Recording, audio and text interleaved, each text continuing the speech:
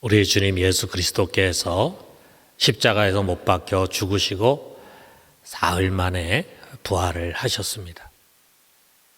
그 주일 새벽에 무덤으로 달려간 여인들에게 주님께서 제일 먼저 나타나셨습니다. 그리고 그 뒤로 베드로를 비롯한 약 500여 형제가 부활하신 주님을 직접 눈으로 보고 만난 부활의 증인들이 되었습니다. 예수님은 부활하셨습니다. 진정으로 부활하셨습니다. 그리고 그를 믿는 우리들도 역시 부활하게 될 것입니다. 여러분 이거 믿으십니까? 아멘. 우린 이것을 믿습니다. 이것이 부활 신앙입니다.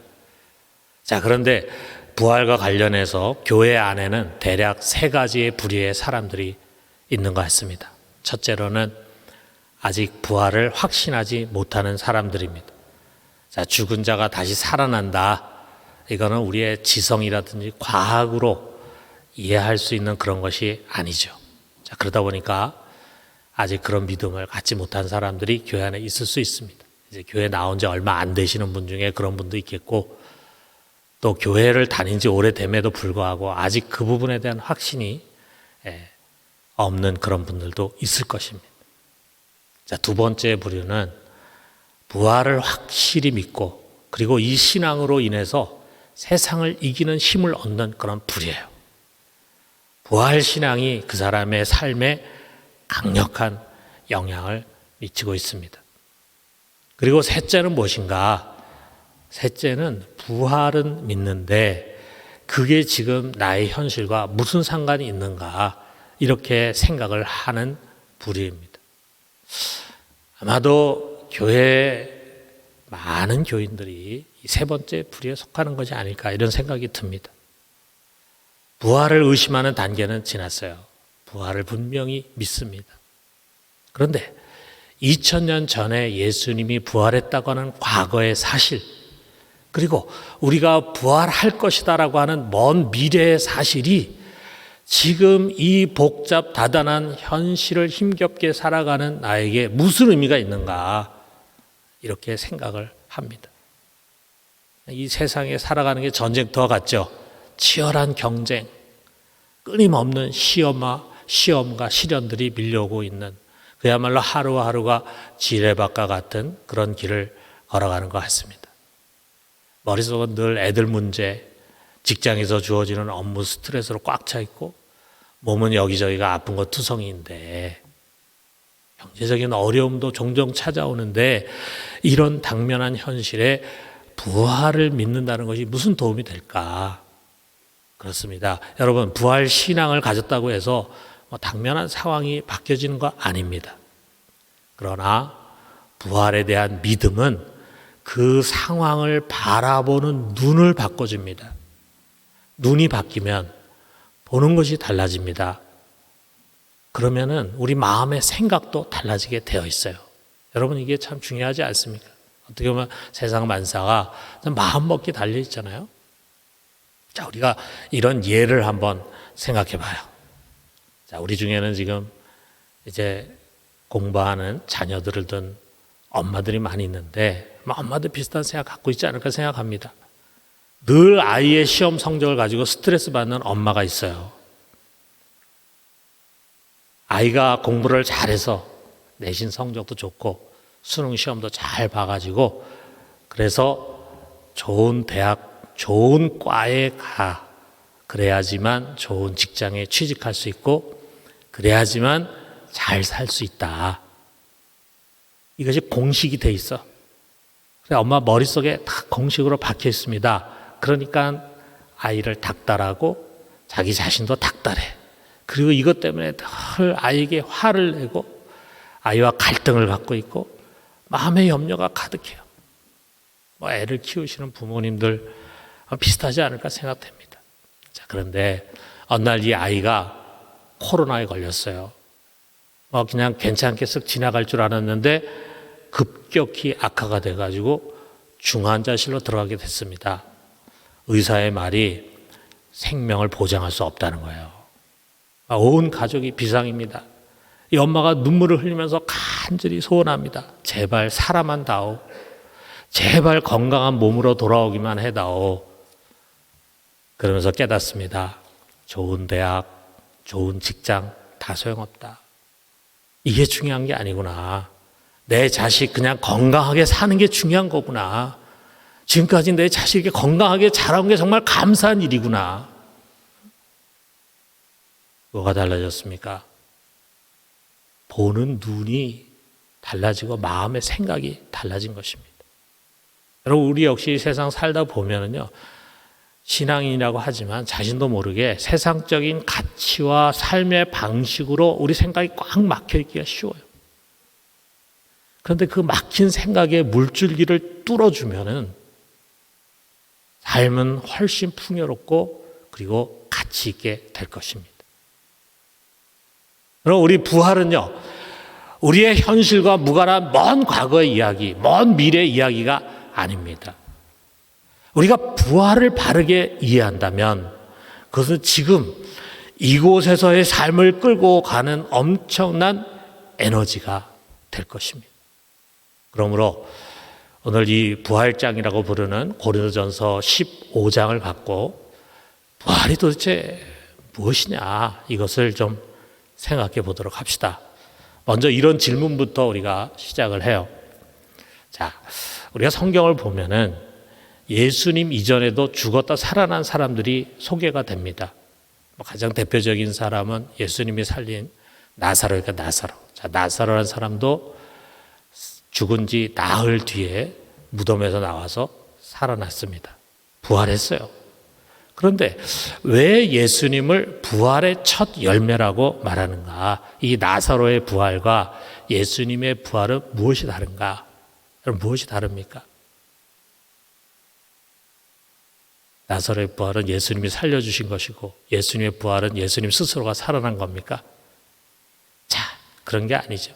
여러분, 나사로는 부활했는데, 자, 그는 병으로 죽은 몸이 언젠가는 또다시 죽게 될 몸으로 살아난 것일 뿐이에요. 그 뒤에 어떻게 됐겠어요? 뭐 언제 얼마나 더 살았는지 모르지만 그는 그 뒤에 또다시 죽었을 것입니다. 그러나 예수님의 부활은 다르죠. 그는 다시는 죽지 않고 썩지 않는 몸으로 부활한 것입니다.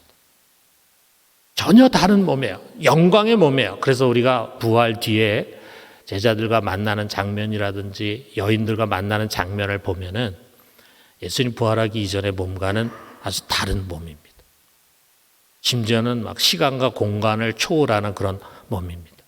근데 이런 몸은요, 이 세상에 처음으로 아주 최초로 나타난 몸입니다. 그럼 우리가 이 의미를 좀 생각해 봐요.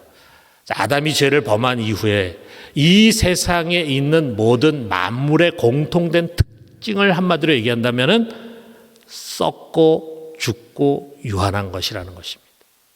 그래서 모든 피조물은 썩어짐의 종 노릇한다. 모든 이 썩어짐의 종이다라고 하는 거죠. 오늘 성경에 서로 대조를 이루면서 반복되는 두 단어가 있어요. 여러분이 아까 이제 성경 읽을 때 때로 이제 이런 성경 내용들이 좀 복잡하고 좀 어렵게 금방 귀에 들어오지 않을 수가 있는데, 근데 계속 반복되는 얘기, 썩을 것, 썩지 않을 것, 아마 그거는 여러분이 이 성경 읽으면서 귀에 들어왔을 거예요. 그게 계속 반복되잖아요. 자, 이렇게 대절 이루면서 반복되는 두 단어가 있는데, 하나는 프사르토스라고 하는 단어입니다. 헬라어입니다. 이것은 썩는 또는 죽는이라는 뜻이에요. 자, 여기에 아가 붙어가지고 반대말이 되는데, 아프사르토스라고 하는 말은 썩지 않는, 죽지 않는 그런 뜻이에요. 자, 이 땅에 속해 있는 모든 것, 다시 말하면 이 우주 안에 있는 모든 것은요, 다 썩고 죽는 것입니다. 그야말로 하루 만에 죽는 하루살이부터 시작해서 코끼리, 거북이 같이 200년 동안이나 장수하는 그런 동물들도 있죠.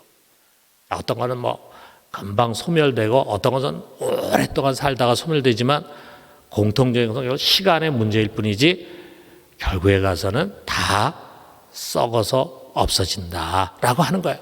심지어는 별들도 죽습니다. 별들도 죽는다 그러잖아요. 태양도 50억 년 후면은 폭발해서 사라질 것이라고 말합니다. 이 우주 안에 불멸이라고 하는 것은 없습니다. 없어지지 않고 죽지 않고 영원히 사는 그것은, 영원히 존재하는 그것은 이 우주 안에는 하나도 없습니다. 왜 그렇습니까? 죄의 결과가 사망이기 때문이에요. 로마서 5장 12절에 보면 그러므로 한 사람으로 말미암아 죄가 세상에 들어오고 죄로 말미암아 사망이 들어왔나니 그랬어요. 죄가 들어오니까 그 죄의 결과로 사망이 들어와서 온 세상이 사망의 지배를 받게 됩니다. 그래서 사람만 죽는 것이 아니에요. 만물이 사망 아래에 놓여서 썩어지고 부패하고 죽게 되는 것입니다. 그리고 하나님의 아들이 육체로 세상에 오셨어요. 근데 그 육체는 우리 사람들과 똑같은 연약한 몸입니다. 죽을 몸입니다. 일부러 그 몸으로 오셨죠. 왜? 그분은 죽으셔야 되니까, 피를 흘리셔야 되니까, 그래서 우리의 죄를 위한 대속 제사를 드려야 되니까 그는 죽을 연약한 몸으로 오신 거예요. 그래서 죽으셨어요. 그런데 그 죽은 몸이 다시 살아났을 때 그 부활한 몸은 아프사르토스, 썩지 않고 부패하지 않고 죽지 않는 몸입니다. 이 아프사르토스 한 몸은 무슨 몸인가? 이게 우리 47절을 우리가 한번 보면은, 자, 첫 사람은 땅에서 났으니 흙에 속한 자이거니와 둘째 사람은 하늘에서 나셨느니라. 자, 첫 사람 아담과 그의 후손들은 다 이 세상에서 태어나요. 그래서 흙에 속한 자입니다. 그런데 둘째 사람 예수는 하늘에 속해서 하늘에서 온 유일하신 분이에요. 그의 부활한 몸은 이 썩을 것으로만 가득 찬 우주 안에 유일하게 썩지 않을 것입니다. 그게 최초로 그의 부활을 통해서 생긴 거예요. 생긴 것이 아니라 우주 밖에서 오신 것입니다. 그리고 이 썩지 않을 것은 이 세상에 속한 것이 아니라 우주 밖에 하늘 곧 영원한 세계에 속한 것으로 거기서 온 것입니다. 그러므로 예수님의 부활은 무엇입니까? 썩지 않고 죽지 않는 영원한 세계가 이 우주를 뚫고 이 유한한 세계 속으로 들어온 사건입니다. 이 썩어질 것으로만 가득 찬 이 땅에 하늘의 영원한 것이 임해서 드디어 시작이 된 거예요. 그 첫문을 여신 분이 바로 예수님이시고 그분의 부활입니다. 그래서 우리가 그를 부활의 첫 열매라고 말합니다. 자, 우리가 또 달리 이것을 시간적인 관점에서 본다면 여러분이 금방 머릿속에 잘 들어오지 않을지 모르지만 저 세상은 우리가 죽은 다음에 가서 영원히 살게 될 그 세상이에요. 영원한 세상이에요. 그 세상이 이 세상, 다시 말해서 일시적이고 유한한 세상 안으로 들어온 것이 바로 부활입니다. 성경은 이것을요, 종말의 시작이라고 말하고 있어요. 예수님의 부활은 종말, 다시 말해서 말세가 이미 세상에 시작되었음을 말하고 있어요. 지금 우리들은 이 종말 시대에 살아가고 있습니다. 종말이 시작이 됐어요. 그리고 언젠가 갑자기 종말의 끝이 오게 될 것입니다. 어쨌든 우리들은 종말 시대에 삽니다. 자, 이 말세가 시작이 됐는데 이 말세에 어떤 일이 일어날 것이 예견이 됐는가? 하나님이 요엘 선지자를 통해서 약속하신 것을 베드로가 오순절에 성령을 받고 난 다음에 거기서 설교할 때 인용을 합니다. 사도행전 2장 17절에 보니까 하나님이 말씀하시기를 말세 내가 내 영을 모든 육체에 부어주리니 그랬어요. 이 종말이 시작될 때 하나님은 성령을 보내신다는 것입니다. 그래서 오순절 성령 강림이 시작이 됐고 예루살렘부터 시작해서 어디서나 예수 그리스도를 믿는 사람들 가운데 성령이 임하신 것입니다. 여러분, 그 성령 역시 이 땅의 것이 아니잖아요. 하늘로부터 오신 하나님의 영입니다. 영원한 존재입니다. 그 영이 이 땅에 속한 우리에게 임하신 것은 하나님 나라, 하늘 나라가 이 땅에 임한 것입니다. 여러분, 이것을 통해서 우리 속에 제일 먼저 일어난 일이 뭐냐면요, 영의 부활이에요. 우리는 여기서부터 부활을 경험합니다. 우리의 죽은 영, 죄로 말미암아 죽은 영이 살아나는 것입니다. 그래서 그리스도와 연합한 우리가 그와 함께 죽고 또 그와 함께 다시 살아나는 것입니다. 우리가 성령으로 거듭나잖아요. 죽은 영이 다시 태어납니다. 그래서 성령을 모신 우리의 영은요, 우리 믿는 사람들 내면에 있는 영은 이 세상에서 썩지 않는 영원한 것이 되었어요. 그것은 하늘의 영광을 입은 것입니다. 그래서 이 세상에 썩어질 모든 피조물, 그 피조물들이 이것을 보고 부러워합니다.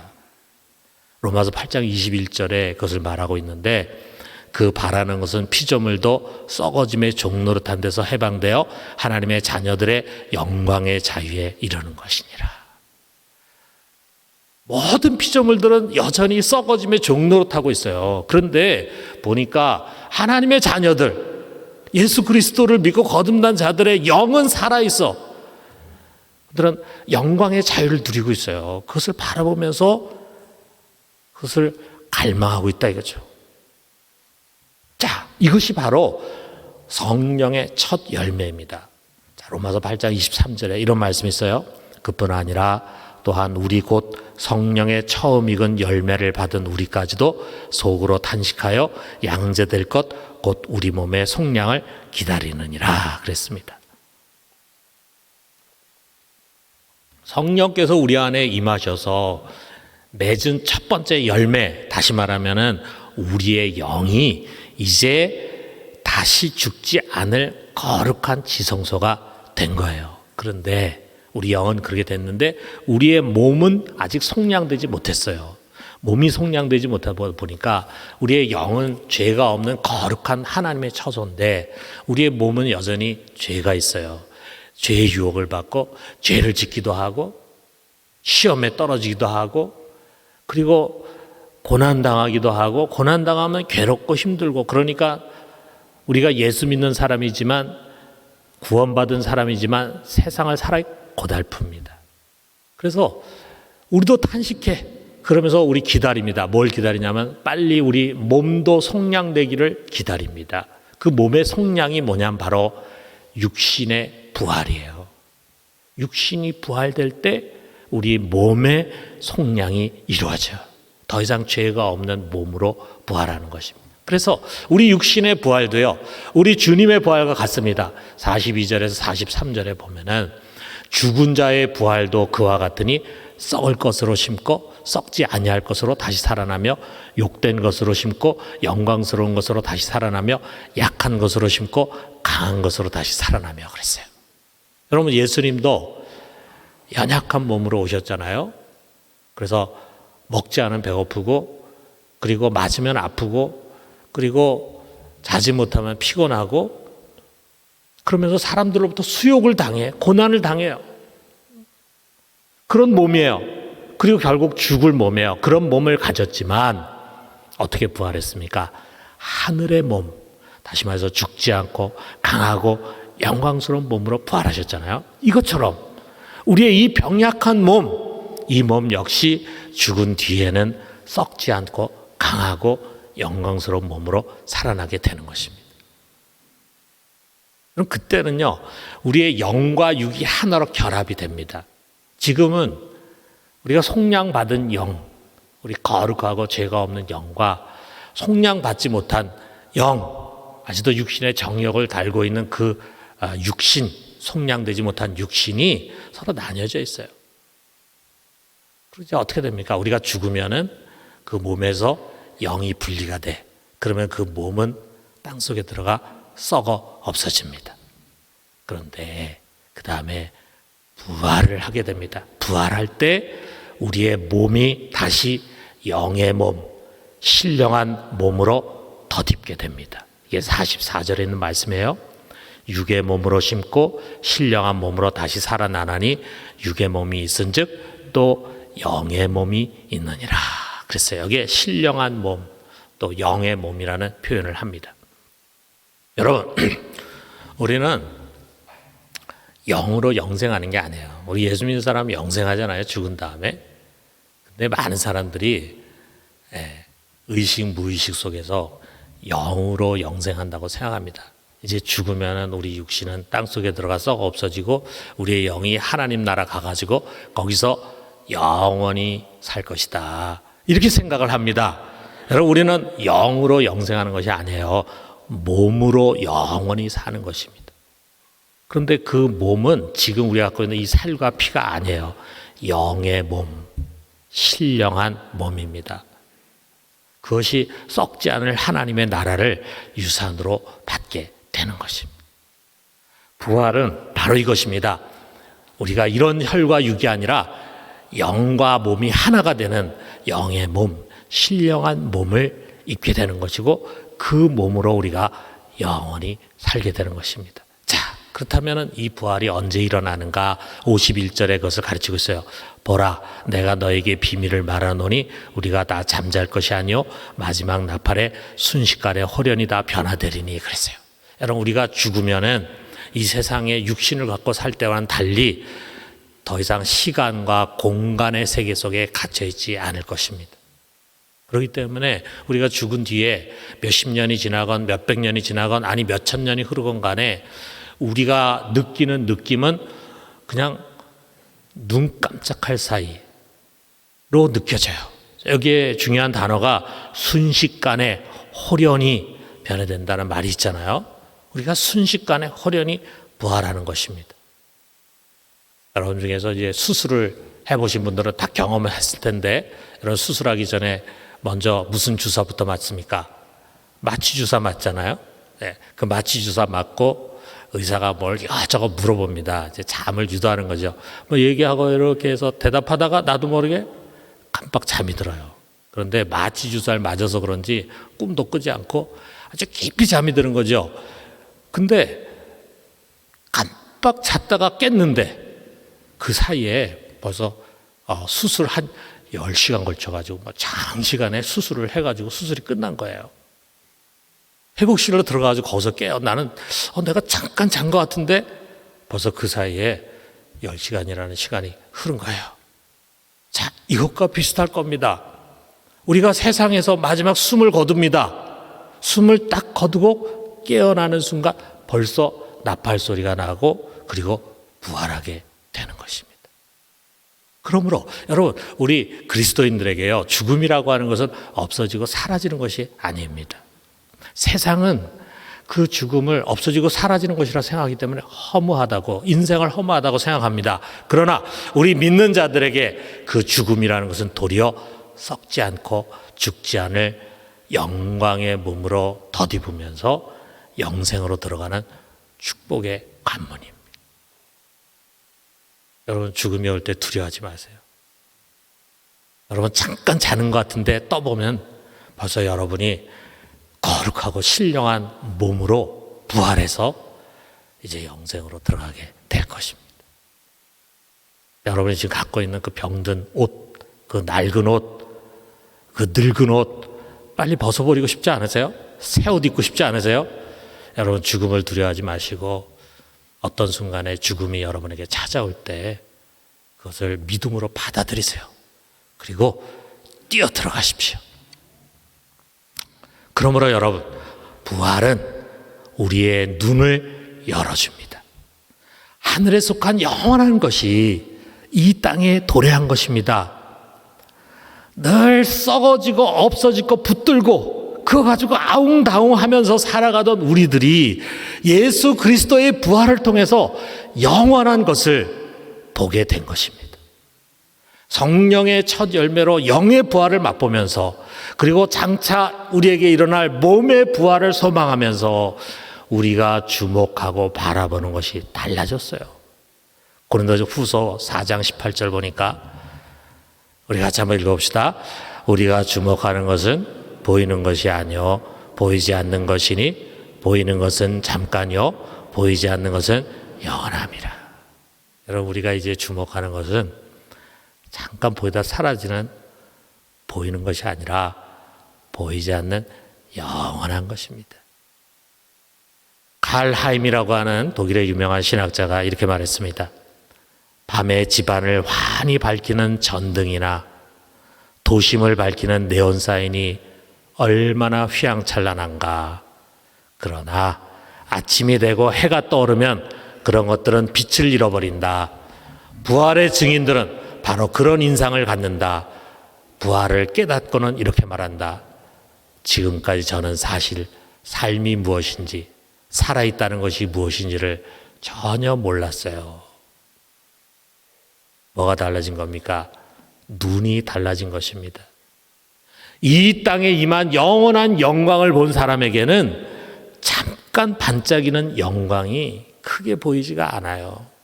대단하게 생각되지가 않아요.